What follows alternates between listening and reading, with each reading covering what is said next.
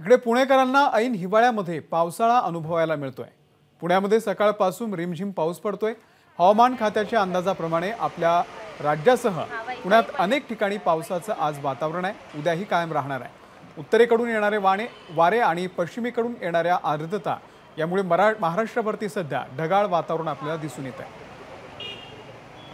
आढावा घेतलेला आहे आमच्या पुण्याच्या प्रतिनिधी देवयानी एदलाबादकर यांनी। पुणेकरांना सध्या पावसाळ्याचा फील येतोय आणि त्याचं कारण असं आहे की आज सकाळपासून पुण्यात आपल्याला रिमझिम पाऊस बघायला मिळतोय।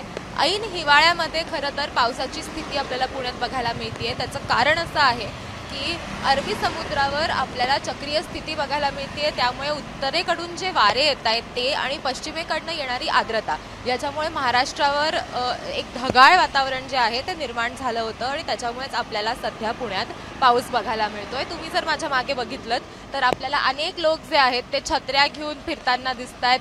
लोकांचे रेनकोट्सही पुन्हा एकदा बाहेर आलेले आहेत। लोक जे आहेत ते पुन्हा एकदा रस्त्याच्या कडेला जाऊन थांबलेले आहेत, कारण कुणालाच खरं तर सध्या ऐन थंडीमध्ये पाऊस पडेल अशी अपेक्षा नव्हती। मात्र सध्याची जी हवामानाची स्थिती आहे त्याच्यामुळे आपल्याला सध्या हे चित्र बघायला मिळतंय।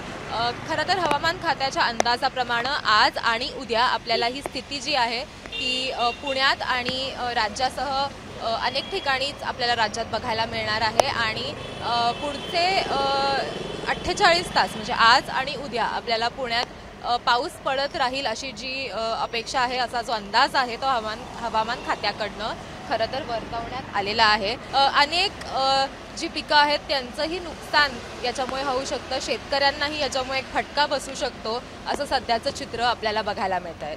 कॅमेरामॅन राजेश बिडकरसह देवयानी एदलाबादकर, एबीपी माझा, पुणे। एबीपी माझा, उघडा डोळे बघा नीट।